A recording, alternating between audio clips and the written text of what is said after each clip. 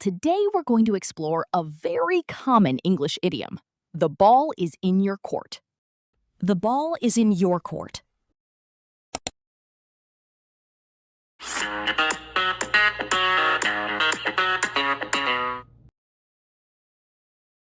Hello, everyone. Welcome back to English Talk Show. My name is Clara. And I'm Mike. It feels like it's been a while, Mike. Where have you been? I've been swamped with work lately, but I'm happy to be here today. Clara, what are we going to talk about today? Well, today we're going to explore a very common English idiom. The ball is in your court. That's right. Native speakers use this expression all the time in both professional and everyday conversations. We'll start with a short dialogue so you can hear the idiom in context. Don't worry if you don't understand everything at first. Just listen carefully and try to catch the main idea. After that, we'll break down the conversation, explain the vocabulary, and show you how to use the idiom naturally. So, without further ado, let's jump right in. Hi, David. Have you had a chance to think about the business proposal I sent you last week? Yes, I went through it in detail. I have to say, it's quite impressive. That's good to hear. I wasn't sure whether it aligned with your company's goals. Actually, it does.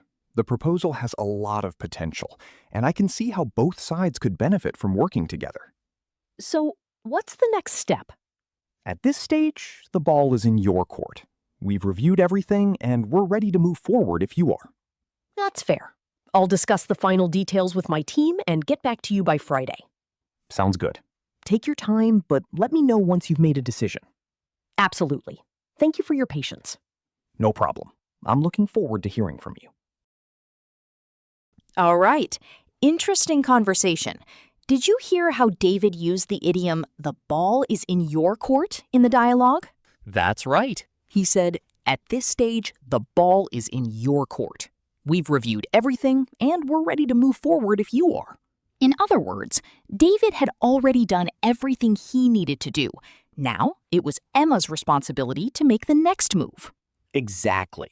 When you say the ball is in your court, you mean that it is someone else's turn to make a decision, respond, or take action. Think of it like a tennis match. Once the ball lands on your side of the court, it's your turn to hit it back. That's a great way to remember it. Let's look at a few more examples. The ball is in your court. Example 1. I sent the contract to the client yesterday, so the ball is in their court now. Example 2. I've shared my ideas with you, so the ball is in your court to decide the next step.